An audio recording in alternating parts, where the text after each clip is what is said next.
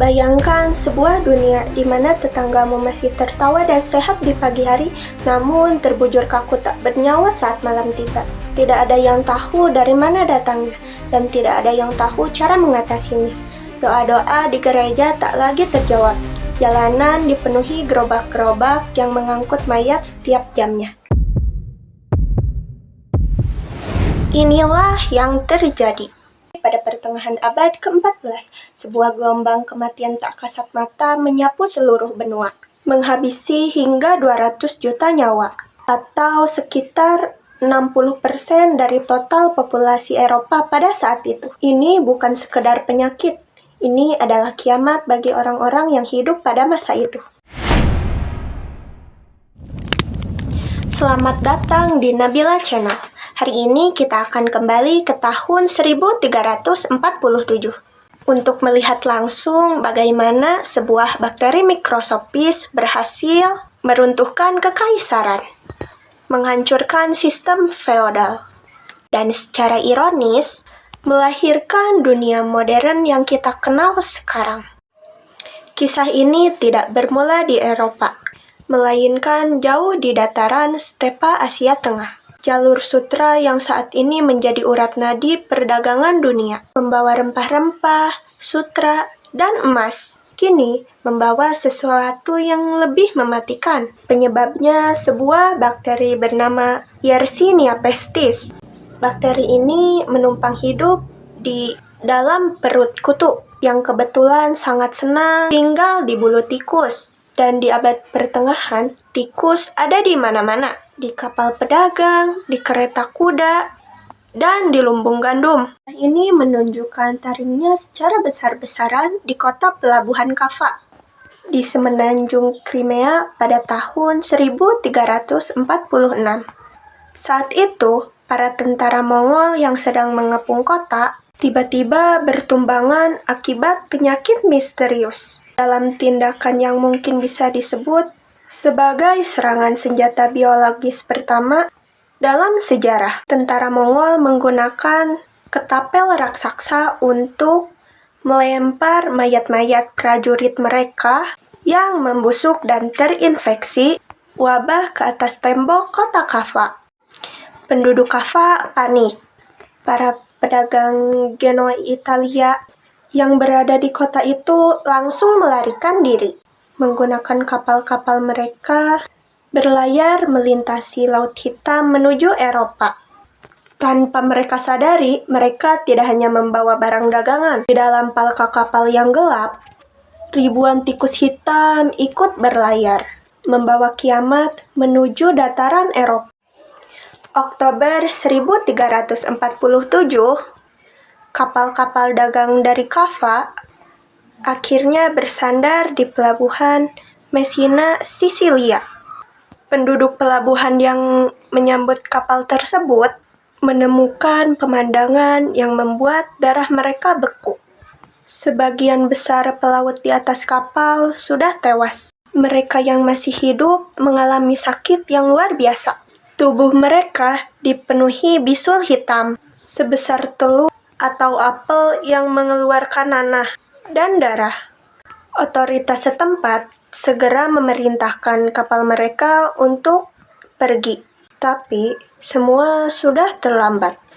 Tikus-tikus sudah lari ke pelabuhan melalui tali-tali kapal. The Black Death akhirnya tiba di Eropa.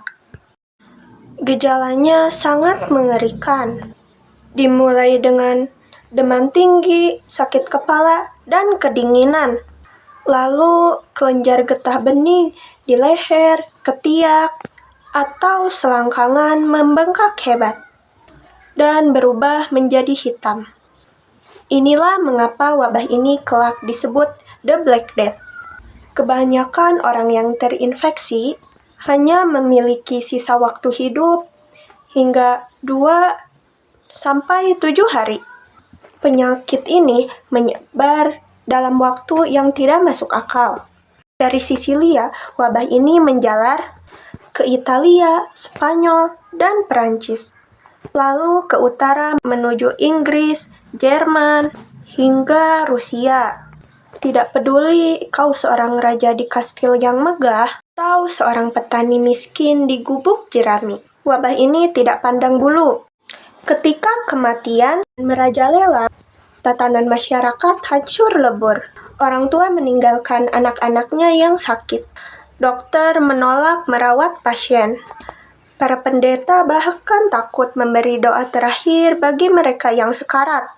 Dokter terkenal dari Perancis, Guy de Sauliac, mencatat, seorang ayah tidak mau menengok putranya, dan saudara menjauhi saudaranya. Lalu muncullah sosok ikonik yang paling identik dengan era ini, para plague dokter atau dokter wabah. Meski kostum ini benarnya baru populer beberapa abad setelah gelombang pertama Black Death, sosok mereka adalah simbol teror wabah ini.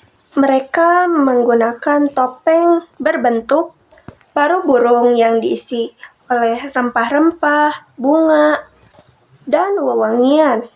Mengapa? Karena pada saat itu orang percaya bahwa penyakit itu menyebar melalui udara kotor atau bau busuk yang disebut miasma.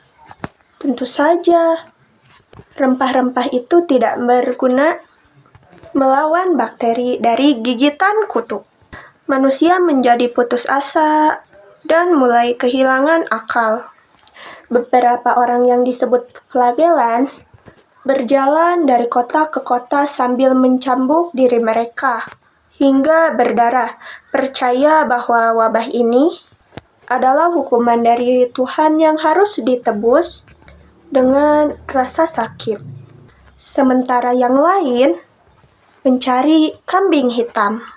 Kelompok-kelompok minoritas, pedagang, dan pengemis diburu dan difitnah sebagai penyebab wabah karena meracuni sumur. Pada 1351, gelombang terburuk Black Death akhirnya mulai mereda.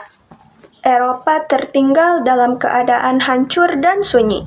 Puluhan juta orang tewas. Namun, dari abu kematian ini, benih-benih dunia modern mulai tumbuh. Ironisnya, bagi mereka yang selamat, Black Death membawa perubahan yang belum pernah terjadi sebelumnya. Pertama, jatuhnya sistem feodalisme. Sebelum wabah,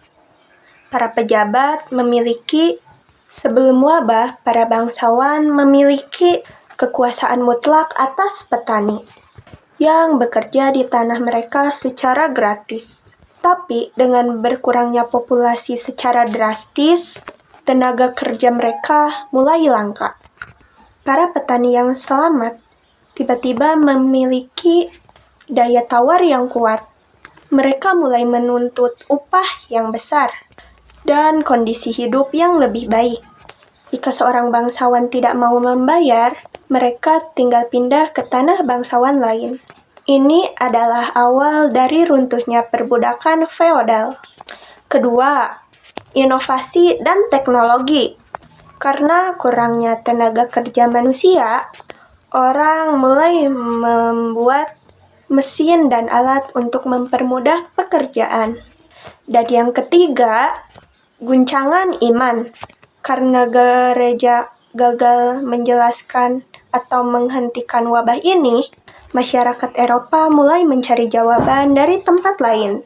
Mereka beralih dari dogma agama murni menjadi sains, kedokteran, dan seni. Pergeseran pemikiran inilah yang memicu terjadinya era Renaissance atau abad pencerahan. Dunia yang suram bertransformasi menjadi era kebangkitan ilmu pengetahuan yang melahirkan tokoh-tokoh seperti Leonardo da Vinci dan Galileo. Black Death adalah pengingat yang kelam bahwa betapapun majunya peradaban manusia, kita selalu berada di bawah bayang-bayang alam. Kematian puluhan juta nyawa itu sangatlah tragis. Tetapi, tanpa tragedi tersebut, sejarah Eropa dan bahkan dunia mungkin akan berjalan ke arah yang sama sekali berbeda. Kita mungkin tidak akan melihat dunia modern secepat yang kita alami. Wabah ini memang telah mengubah dunia selamanya. Bagaimana menurut kalian? Apakah menurut kalian dunia modern akan tetap terjadi tanpa adanya Black Death? Coba tulis pendapat kalian di kolom komentar di bawah ya. Jika kalian menyukai cerita sejarah yang sedikit gelap dan kelam, penuh misteri seperti ini, jangan lupa untuk klik tombol like dan subscribe ya, supaya tidak ketinggalan video-video berikutnya. Terima kasih sudah menonton. Tetap jaga kesehatan dan selamat bertemu kembali di video selanjutnya.